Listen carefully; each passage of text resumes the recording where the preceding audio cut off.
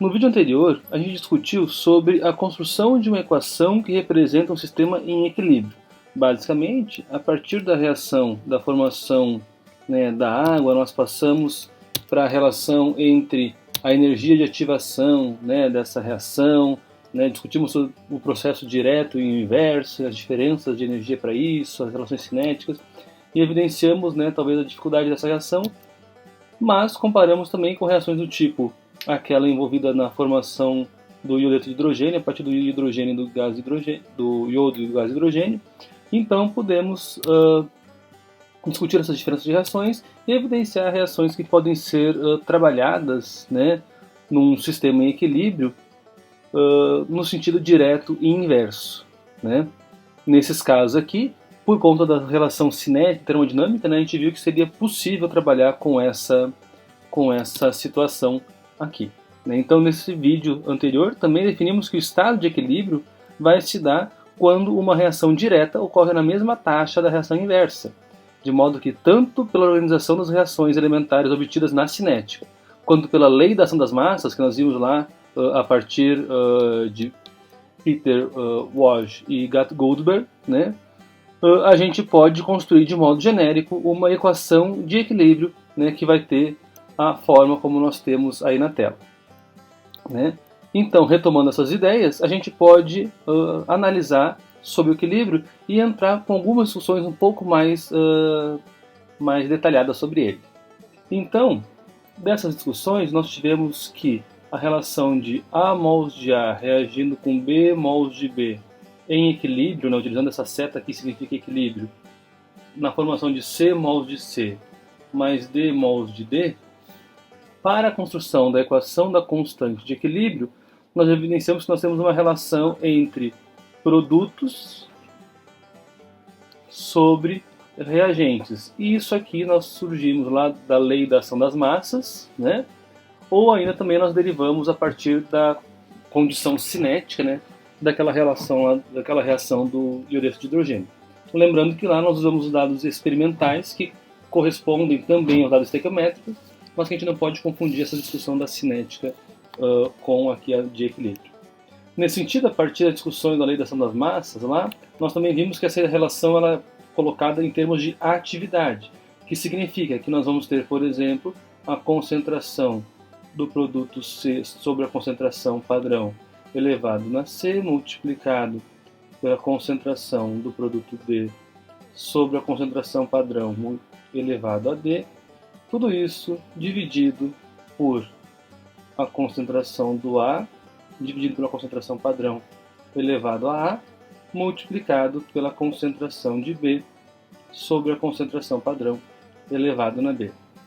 Isso aqui, então, gera número sem unidades, e, portanto, a unidade de K da constante de equilíbrio não vai ter unidades. De modo que a gente pode escrever essa noção das atividades em termos das concentrações, porque essa concentração padrão ela tem valor de 1 mol por litro, então dividindo os números não implicaríamos em uma modificação da reação. Então, em termos de praticidade, a gente até escreve usualmente como sendo uma concentração dos produtos sobre a concentração dos reagentes elevado ao seu devido índice estequiométrico, mas não esquecendo que essa relação nós não consideramos as unidades, dado a questão da atividade. E ainda por fim, vejam que eu comentei sobre que essa relação da constante de equilíbrio ela vai se dar num sistema que vai manter uma mesma temperatura para diferentes quantidades de reagentes de uma reação. Então, pensem bem, e conforme eu falei no vídeo anterior, que a gente pode criar tabelas que identificam os valores das constantes dos equilíbrios para os diversos sistemas a uma dada temperatura. E com esses dados, a gente pode analisar se uma reação tende a formar maior quantidade de produtos ou de reagentes em relação à reação direta estudada ou inversa.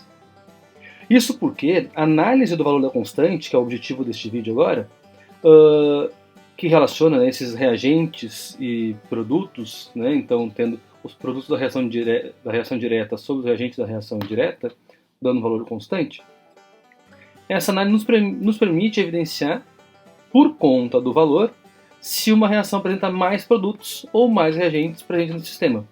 Analisa só, vamos analisar aqui juntos, né, essa tabela. Então a gente pode analisar que nessa tabela aqui nós temos, né, diferentes reações que podem ocorrer a diferentes temperaturas, e vamos observar essas duas colunas aqui em relação da temperatura em Kelvin, né, e o valor da constante obtido. Né.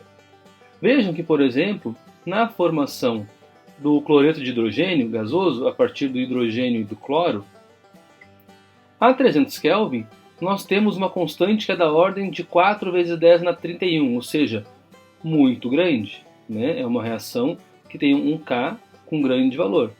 Quando ela ocorre a 500, isso vai para a ordem de 10 na 18, ou seja, diminuiu um pouco este valor.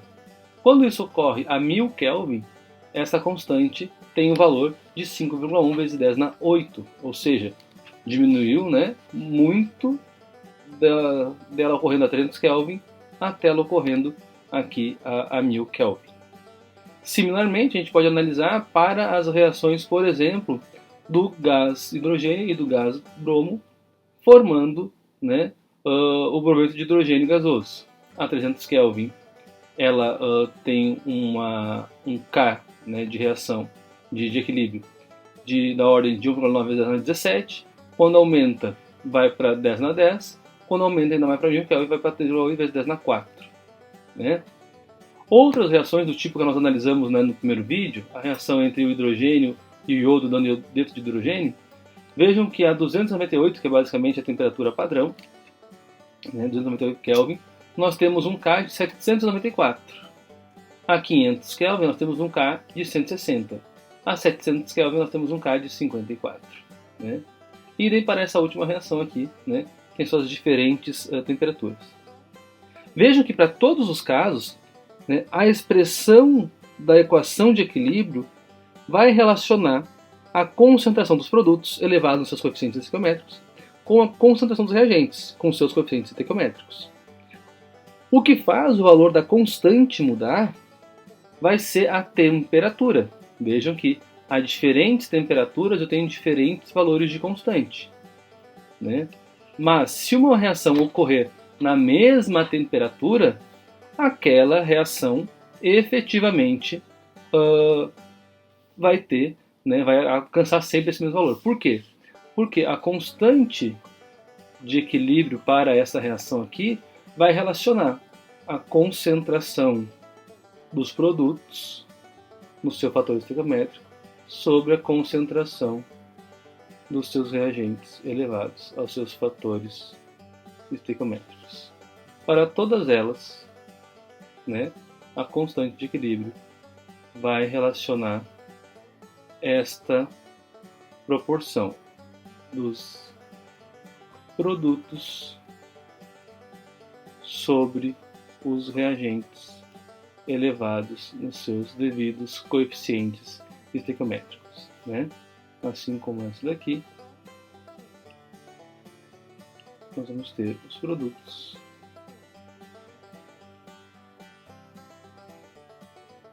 sobre os reagentes, analisando sempre a reação direta, né? Veja que esta relação aqui vai dar constante, né, numa dada temperatura. Se eu mudo a temperatura, eu mudo o valor da constante. Agora observe bem o valor das constantes. Há desde valores bem pequenos, do tipo 5, até valores muito altos, do tipo 4,0 vezes 10 na 31. Né? É o 4 seguido de 31 zeros. Né? Então é um valor muito, muito alto. Né? O que isso significa? Veja que se a constante surge da divisão entre a concentração dos produtos sobre a concentração dos reagentes, cada um elevado ao seu devido coeficiente estequiométrico, observe que se o valor da constante for maior do que 1, se o valor da constante for maior do que 1, o que isso implica? Implica que nestas divisões aqui, sempre que o valor for maior do que 1, quer dizer que o numerador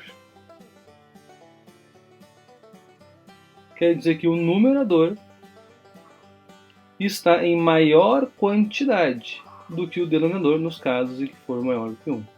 Basta a gente comparar, por exemplo, quando a gente divide 10 por 5, o valor vai dar 2, ou seja, o valor maior que 1, né? Já que este número aqui é maior que 5, vai dar sempre um valor maior do que 1. Por outro lado, se a gente for observar, se o valor da constante for menor do que 1, e veja que nesses casos aqui não temos nenhum caso menor do que 1, mas pode ser, por exemplo, que em algumas reações eu tenho um valor de constante da ordem de, por exemplo, 2 vezes 10 na menos 5, que significa 0,00002, né? Ou seja, este valor aqui é menor do que 1. Nos casos, então, em que nós temos o valor da constante menor do que 1, observem que isso tem relação direta, né, com a relação entre os produtos sobre os reagentes evidenciar uma quantidade de reagentes, ou seja, uma relação entre a multiplicação dos reagentes elevada aos seus devidos fatores estequiométricos, uma concentração de reagentes maior, né?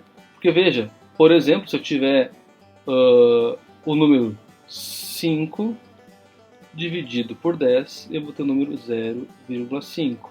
Ou seja, se eu tenho um número menor no numerador e um número maior no denominador, isso vai dar sempre um valor menor do que 1, que é o caso aqui, né?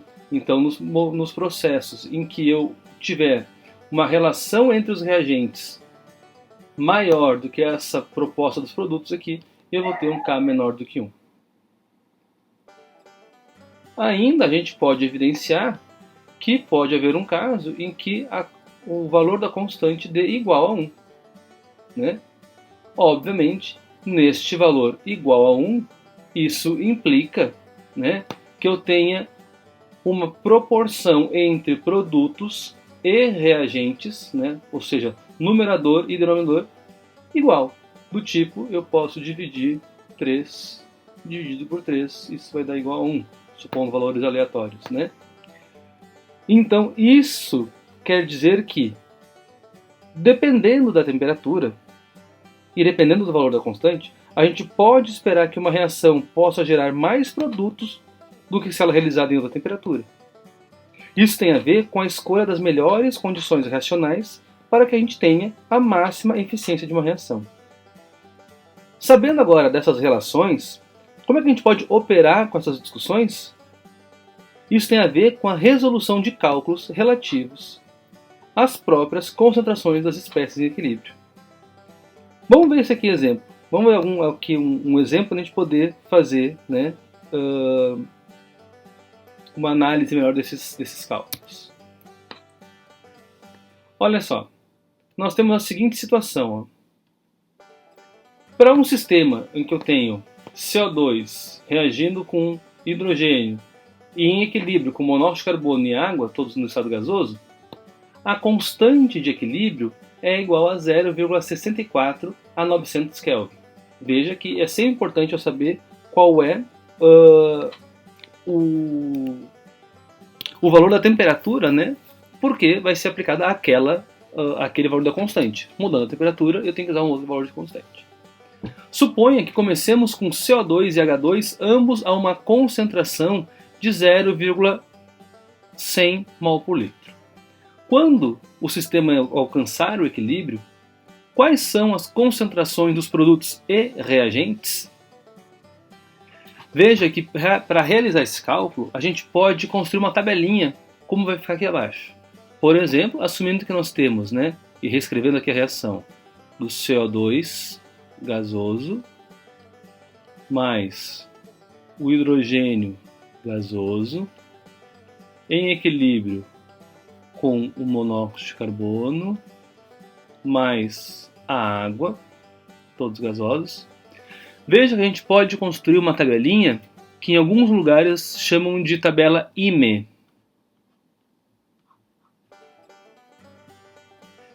Falam isso porque é uma tabela que vai relacionar as condições do início vai organizar a mudança, o que houve de mudança, e vai discutir qual é a situação no equilíbrio. Ou seja, qual é a situação que nós temos no início da reação?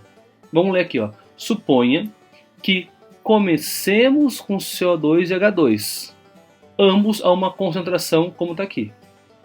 Ou seja, ambos começam com 0,100 mol por litro. Eu vou usar aqui o símbolo M de concentração molar, né, que também a gente pode ver em alguns casos isso. Esse aqui também em uma concentração molar de 100 mol por litro. E vejam que no início não se fala de ter ou não a CO2 e água, ou seja, eu assumo que é, eu não tenho nada dos dois. Bom, existe o processo de mudança. Veja que esse processo de mudança, a gente vai assumir que não necessariamente, né, todo o CO2, todo o hidrogênio se transforme em CO e água. Por que eu digo isso? Né? Porque o valor da constante aqui é 0,64. Lembrem lá que para a determinação da constante de equilíbrio, eu tenho a concentração dos reagentes sobre a concentração dos produtos, dos produtos sobre a dos reagentes, né? Produtos CO e água, reagentes CO2 e H2, todos elevados ao seu devido índice estequiométrico, né? E veja, se esse valor aqui é 0,64, quer dizer que o valor, né, dessa relação de reagentes é maior do que a relação de produtos. Ou seja, isso implica que no meu estado de equilíbrio eu ainda vou ter alguma coisa dos reagentes da reação direta, né? E vou ter alguma coisa, né, dos produtos da reação direta. Lembrando que no equilíbrio, a reação inversa, ou seja, o CO reagindo, né, colidindo efetivamente com a água, também pode formar gás hidrogênio e CO2. Por isso eu tenho esse equilíbrio estabelecido. Ou seja, se eu tenho alguma coisa de CO2, mas eu também tenho alguma coisa de monóxido de carbono em água, vejam que no equilíbrio isso aqui não vai ser zero. Por isso eu tenho essa linha do meio, que é a mudança. Qual vai ser a mudança? Bom, no início, e lembrem lá do nosso primeiro vídeo, né, que eu tinha lá uma relação entre o tempo e a concentração, né? No tempo zero, na minha reação, a concentração inicial é a minha concentração máxima que vai caindo dos meus reagentes, né? Concentração máxima que vai caindo, né? A gente viu isso lá por causa do iodeto de hidrogênio. E os meus produtos vão sendo formados, perfeito? Ou seja, se no início da minha reação a minha concentração é máxima de reagentes, vejam que ele vai decaindo para formar produtos.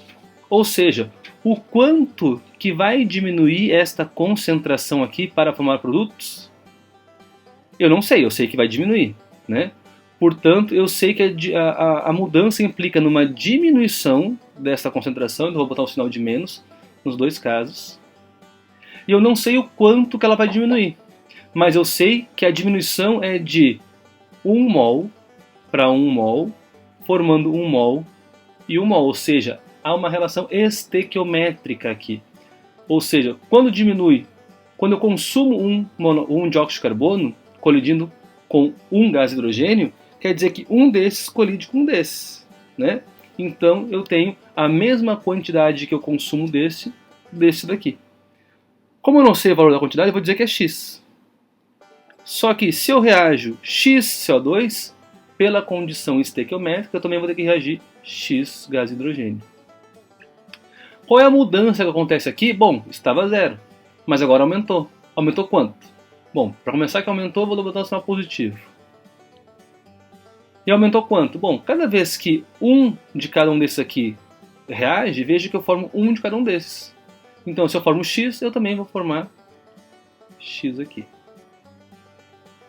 Ou seja, se essa é a minha mudança que acontece no processo da reação, o estado de equilíbrio vai ser justamente aquele em que eu vou ter a concentração, né, de CO2, de gás hidrogênio, de monóxido de carbono e de água, né, coexistindo nesse sistema em equilíbrio, né?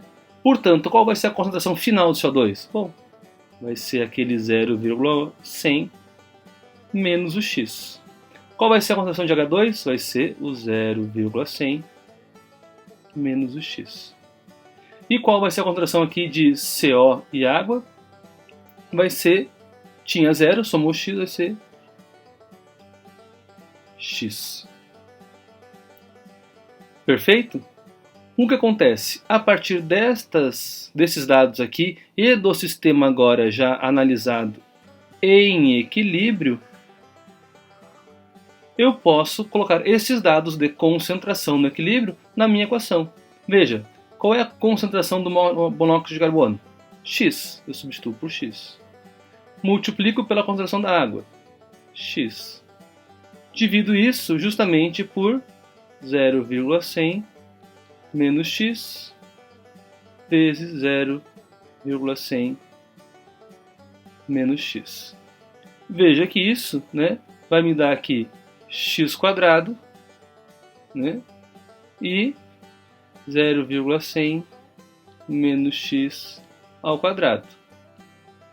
Nós teremos, então, aqui no numerador x quadrado e no denominador aquela velha equaçãozinha matemática chamada produtos notáveis. Vocês lembram lá? Quando eu tenho um número menos outro, mais outro, né, ao quadrado, eu vou ter, então, o quadrado do primeiro, que 0,100 ao quadrado é 0,01, menos, já que tem menos aqui, né, 2 vezes o primeiro vezes o segundo. 2 vezes 0,100 é 0,2 vezes x, x, mais o quadrado do segundo, né, que vai dar x ao quadrado. Perfeito? Ou seja, evidenciem que o pensamento químico ele está basicamente deste ponto para cá. Agora aqui nós temos basicamente uma discussão matemática, né? E nessa discussão matemática nós temos que resolver esse sisteminha aqui. Lembra que tudo isso aqui vai ser igual à conta de equilíbrio, que tem um valor de 0,64. Né?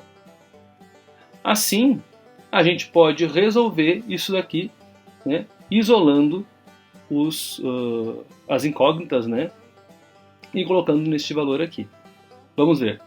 Então, rearranjando essa equação, nós vamos ter o seguinte, né, colocando, né, tudo numa linha só, eu posso passar isso aqui para cá multiplicando, então vai ficar 0,64 vezes 0,1 vai ficar 0,0064, né, dada essa multiplicação, menos 0,64 vezes 0,2, 0,128x, mais 0,64 vezes x quadrado. Isso aqui tudo vai ser igual a x quadrado, né? Veja que eu tenho aqui então aquilo que me encaminha para a famosa fórmula de Bhaskara, desde que agora eu isole, né, isso aqui tudo sendo igual a zero. Veja que eu posso aqui ter o x quadrado positivo, aqui eu tenho 0,x quadrado positivo, eu posso passar todo esse lado da equação para cá, né, e fazer a seguinte forma. Então, x ao quadrado menos 0,64x ao quadrado, passando 128x para cá, como está sendo negativo, fica positivo, né? Mais 0,128x menos, já que lá está positivo, passa negativo, 0,0064, isso vai ser igual a zero. Observe que essa equação aqui, ela segue um padrão naquele sistema de ax ao quadrado mais bx menos c igual a zero. Por quê? Veja que eu posso resolver esse x quadrado menos 0,74x quadrado, vai ficar 1 menos 0,64, fica 0,36x ao quadrado, mais 0,128x menos 0,0064, isso sendo igual a zero. Então eu tenho esse sistema aqui. E nesses casos, para resolver o valor de x, né, nesse sisteminha aqui de segundo grau, eu posso usar uma velha conhecida da gente, que é a fórmula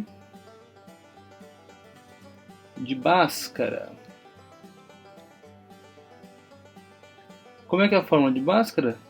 Ela nos diz que o valor de x vai ser exatamente igual a menos o fator b, mais ou menos a raiz de b ao quadrado, menos 4 vezes a vezes c, tudo isso dividido por 2a. Ou seja, destes valores aqui encontrados, então eu posso resolver o valor de x por meio da fórmula de Bhaskara, né? Vamos fazer isso então. Pela fórmula de Bhaskara, o que nós vamos ter? O x vai ser igual a menos b. O que é o fator b? É o 0,128. 0,128. Mais ou menos a raiz do quê? De b ao quadrado. Ou seja, 0,128 ao quadrado menos o quê? 4 vezes a, que é 0,36, vezes c, que é menos 0,0064.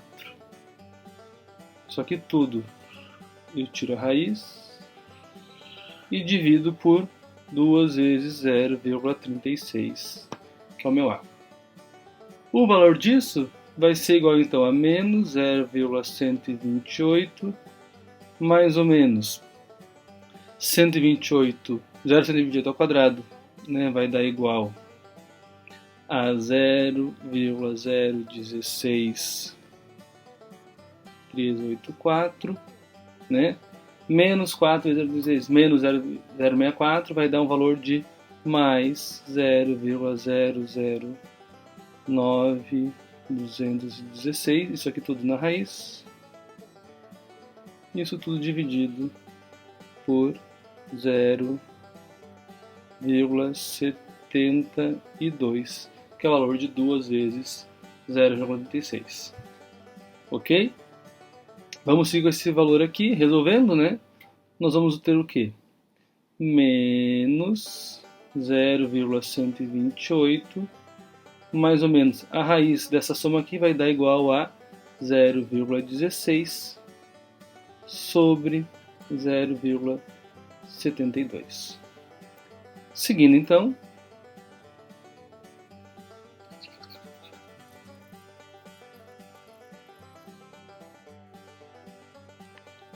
veja então que quando eu tenho uma forma de Bhaskara, numa equação de segundo grau, eu posso ter duas variáveis de x. Uma que vai ter, né, o valor da raiz positivo e negativo, né? Então eu posso ter aquilo que a gente vai chamar de x', que eu posso pegar, por exemplo, o valor negativo, né? Então menos 0,128 menos 0,16 vai nos dar menos 0,288, arredondando aqui, né, os valores da calculadora, sobre 0,72. Isso aqui nos dá menos, né, 0,4. E nós podemos ter aqui o nosso x duas linhas, que eu posso pegar o valor positivo. Então, menos 0,128 mais 0,16 vai nos dar 0,032 positivo sobre 0,72. Isso vai dar igual a 0,044. Vejam que os valores de x são esses, né? E aqui, novamente, nós finalizamos agora a matemática e voltamos para a química. Veja que eu estou com uma equação que eu espero que no estado, né, de equilíbrio eu vá consumir a concentração inicial dos reagentes para formar produtos. Ou seja, eu tenho que diminuir este valor aqui. Para diminuir este valor aqui, eu tenho que diminuir o valor de x. X tem que ser positivo.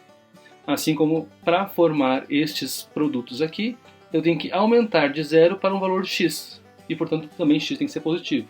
Isso me possibilita evidenciar que, ainda que uma das raízes dessa equação, né, de x' de menos 0,4 feche de certos valores, este valor aqui não tem significado químico. Por outro lado, este valor aqui tem significado químico. E quando eu olho para esse significado químico, ele significa uma concentração em mol por litro referente a X. Ou seja, eu posso discutir que no meu estado de equilíbrio, eu vou ter a concentração do meu dióxido de carbono de 0,100 menos X, ou seja, 0,100 menos 0,044 mol por litro, né? É importante a gente conseguir entender que agora já estamos falando, né, em mol por litro, porque isso tem a ver com a nossa discussão, né, já nas concentrações. Isso aqui tem um valor de igual a 0,056 mol por litro. Ou seja, este valor aqui no equilíbrio, depois que eu resolvi, eu posso substituir aqui por 0,056 mol por litro. Obviamente vai ser a mesma coisa aqui, né?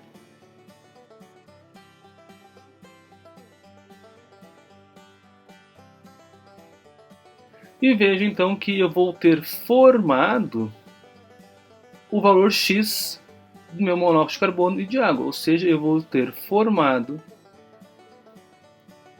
0,44, opa, 0,044, né?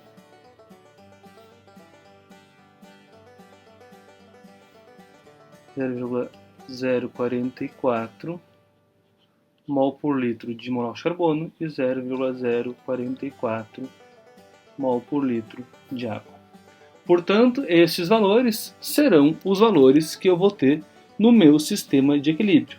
Quando eu parto de 0,100 mol por litro, né, de CO2 e H2 e reagindo entre eles nessa condição, eu vou chegar num sistema que vai formar 0,044 mol por litro de monóxido de carbono e água, o que me leva até ainda no sistema 0,056 de cada um, né, dos meus reagentes iniciais. Ou seja, esse sistema evidencia, né, que ele traz um sistema em equilíbrio, numa dada temperatura, que pode ser analisado em termos da quantidade das substâncias que ele apresenta, e com isso a gente vai analisar que a tendência é de formar mais uma ou outra substância. Evidencie, né, que neste caso nós temos uma quantidade maior ainda dos reagentes iniciais, né, nesse sistema de equilíbrio do que os produtos. Isso se evidencia pela nossa constante, né, ter um valor menor do que 1. Nesse sistema ainda prevalecem, né, os compostos na forma de CO2 e H2, né, há mais compostos nessa forma do que nesta forma aqui, como monóxido de carbono e água. Tá claro? Vejam que esse cenário ele só se aplica num sistema em equilíbrio, onde eu dei tempo para esse equilíbrio se estabelecer, eu dei tempo para que pudesse, né, se estabilizar essa situação, né, e ele entrar justamente nesse ponto em que a velocidade da reação de formação, né, de consumo do CO2 e do H2 para formar CO2 e água é exatamente a mesma da velocidade de consumo dessa água e desse monóxido de carbono para formar dióxido de carbono e gás de hidrogênio. Essas velocidades sendo iguais, as concentrações dessas espécies vão permanecer constantes no equilíbrio, embora essas reações nunca parem de acontecer. Mas veja que estamos falando de um sistema que está em equilíbrio e não se alterou nenhuma situação. Mas e se eu quiser mexer nesse sistema de equilíbrio? Se eu quiser ver como é que alguma alteração que eu possa fazer sobre ele influencia no próprio equilíbrio da reação? Isso a gente vai discutir já no próximo vídeo. Vamos lá?